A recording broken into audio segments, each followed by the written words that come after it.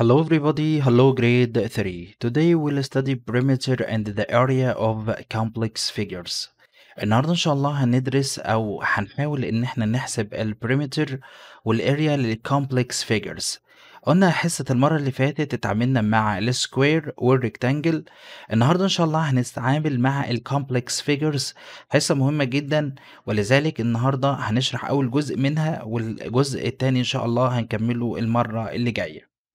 مهم جدا تكون عارف يا مستر how can we find the perimeter of Mr. Square and Rectangle. ليه؟ لأن هما دول الشكلين المنتظمين اللي بنسميهم regular polygons.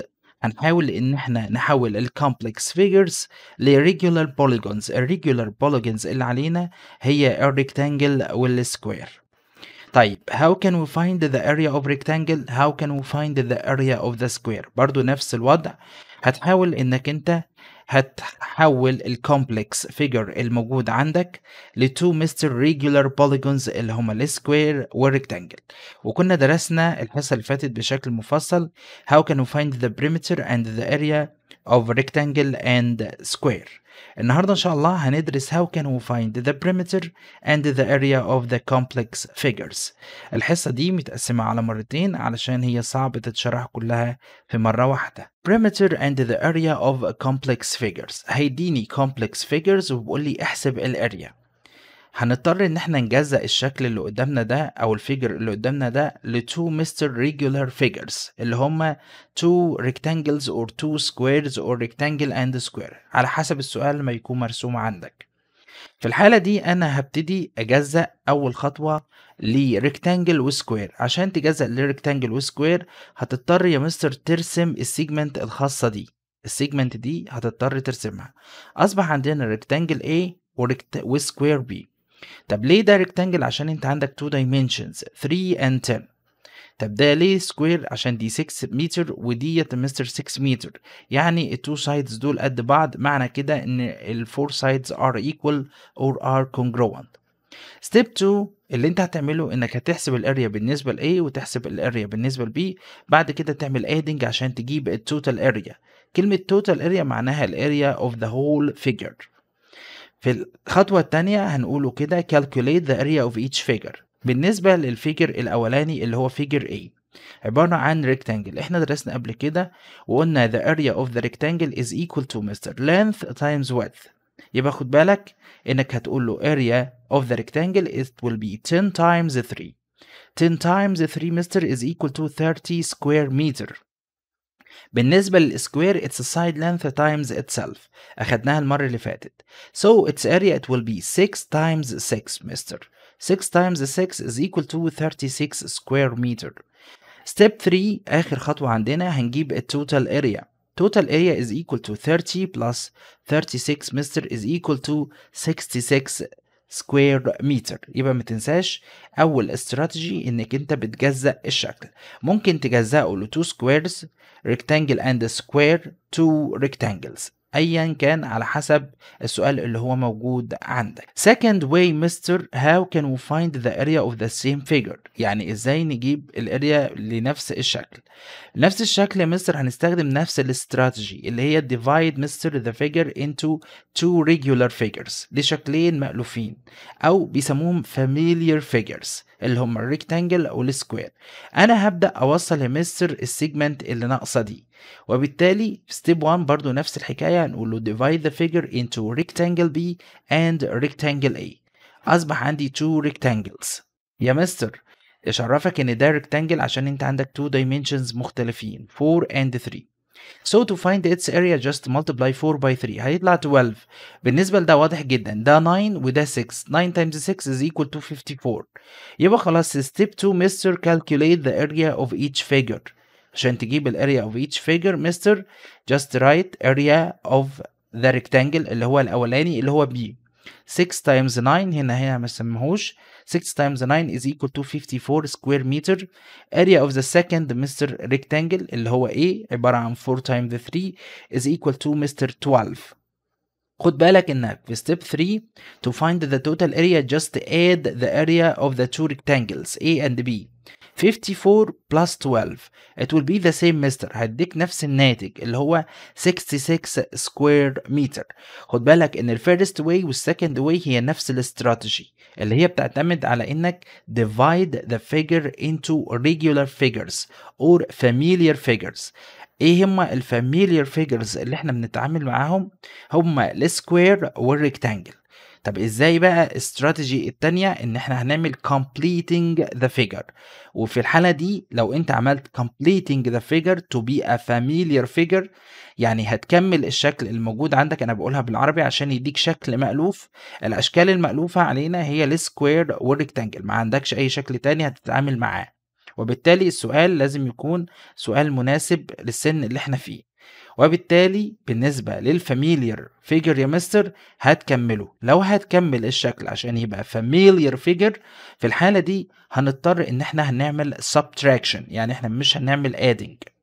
تعال نشوف السكند استراتيجي. The third way اللي هي السكند استراتيجي هناخد نفس الشكل وبالتالي هنبدأ نقوله completing the figure. Step 1 اللي هي complete the figure as a big rectangle A and a small rectangle B. في الحالة دي لما انت هتكمل الشكل هتبدأ توصل يا مستر تو سيجمنت، هنا سيجمنت وهنا سيجمنت، وبالتالي هيديك الشكل اللي قدامك ده الشكل ده عبارة عن ايه يا مستر؟ تو ريكتانجلز، واحد كبير وواحد صغير. الكبير عندي A والصغير عندي B. عشان تجيب الاريا اوف ذا فيجر اور ذا اوريجين فيجر الشكل الاصلي هتجيب الاريا اوف ذا ريكتانجل A اللي هو عبارة عن 9 times 10. بعد كده هتجيب الاريا مستر اوف ذا ريكتانجل بي اللي هو هيبقى عبارة عن 6 times 4. طبعا دول مكتوبين قدامنا انت مش هتتعب فيهم. طيب بعد كده هتعمل ايه؟ هتعمل subtract عشان تجيب الاريا of this region or of Mr. the origin figure للفيجر الاساسي. يبقى كل اللي هتعمله الخطوة الاولانية زي ما قلت completing the figure as a big rectangle A and a small rectangle B او rectangle A و rectangle B وخلاص مفيش مشكلة. بس هو بيعرفك كلمة big وكلمة small يعني على اساس انك انت هتعمل subtraction. في حالة ما هتعمل subtraction يا مستر يبقى انت لازم تبدأ دايما بالكبير. طيب step 2 مستر calculate the area of each figure، ودي السهلة جدا. بالنسبة للlarge one 9 times 10 it will be مستر 90 square meter. طب بالنسبة للصغير 6 times 4 it will be مستر 24 square meter.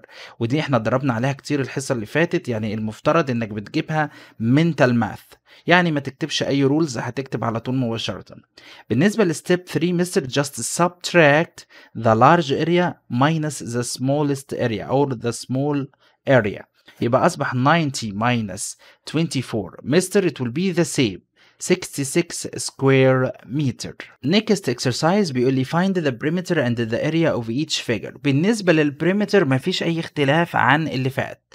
كل الحكاية إنك أنت هيكون عندك irregular polygon أو مستر not familiar مستر polygon هتحاول تجيب البريمتر just add all sides.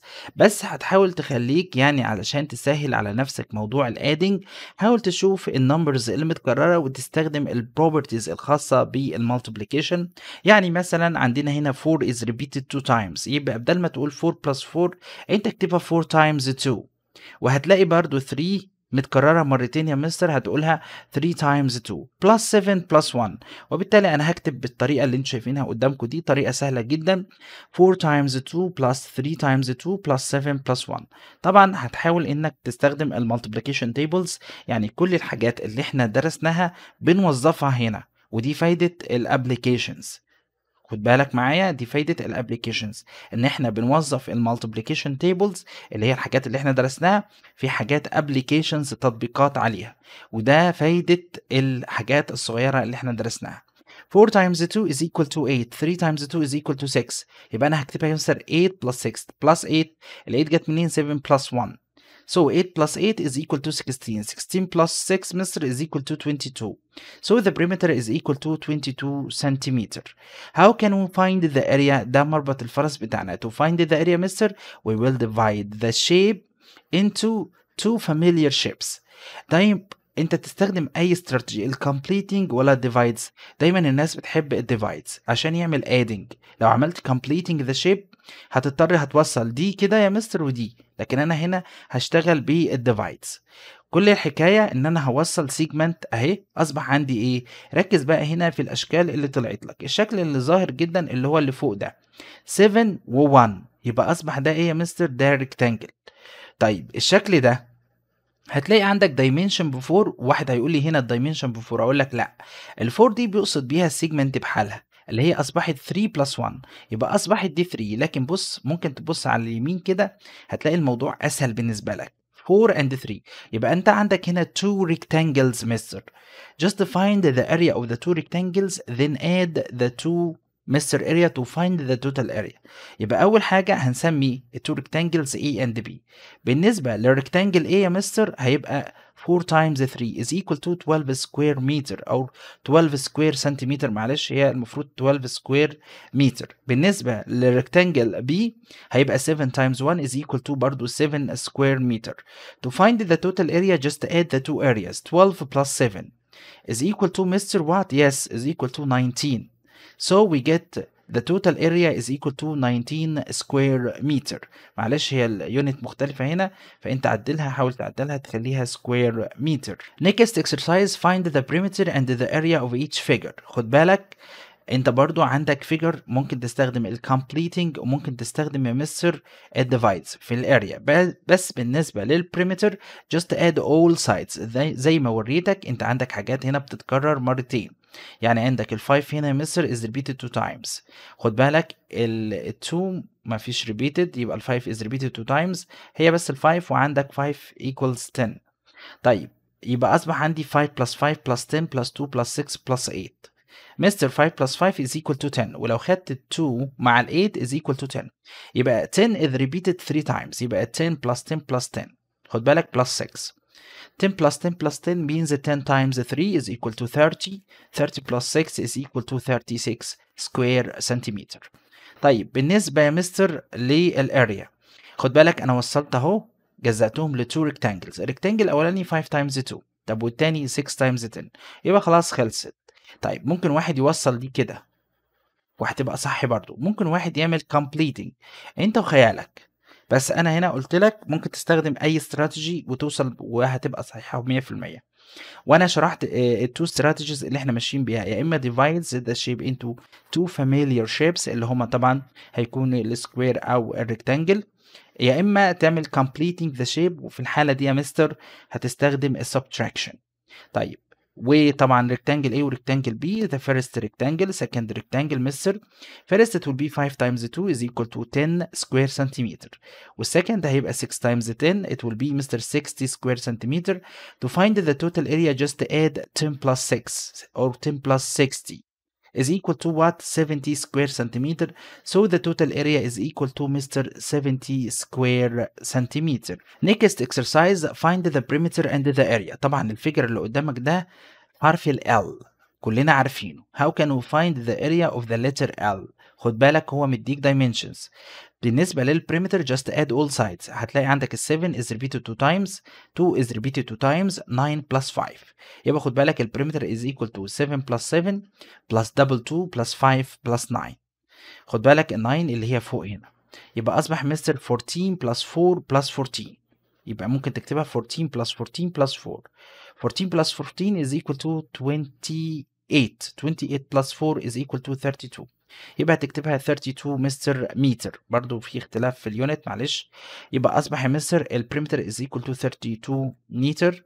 To find مستر the area، طبعا هو رسم هنا يا مستر السيجمنت، انا رسمت السيجمنت اصبح عندي هنا ريكتانجل. طب وهنا ايه يا مستر؟ هنا ريكتانجل برضو، بس خد بالك ده ما يلخبطش، اللي هي 7 times 2. 7 times 2 لو انت هتسميه A والتاني هتسميه B، يبقى ال A هو العبارة عن الريجن دي، يبقى 7 times 2. طب بالنسبة لل B اوعى تقول بقى 9 times 2، لأن ال 9 عبارة عن 2 segments دي ودي، لكن الأفضل هتختار ال 7 مع ال 2. مش هكررها تاني، انا قلتها كذا مره، 7 مع ال2. طب هنا هتختار ايه؟ وهتختار ال5 مع ال2. ليه؟ لان ال5 الحته دي وانا اقصد الحته دي كلها، يبقى 7 مع 2 و7 مع 2. يبقى مستر the two rectangles have the same area. طب ليه؟ because they have the same dimensions. يعني بالنسبه rectangle A قلنا 7 times 2 is equal to مستر 14 square meter. طيب بالنسبة لrectangle B برضه هيبقى 7 times 2 نفس الحكاية هتبقى 14. To find the total area just add the two areas. 14 plus 14 is equal to 28 square meter. We can deduce now that the total area is equal to 28 square meter. بكده يبقى احنا انتهينا من الجزء الأول بالنسبة للcomplex figures. How can we find the area? How can we find the perimeter? مهم جدا، مهمة جدا الحصة دي قبل ما تاخد الحصة اللي بعد دي إن شاء الله. نلتقي على خير إن شاء الله في حصص تانية. ما تنساش لو عجبك الفيديو تعمل لايك وشير مع أصحابك وسبسكرايب في القناة.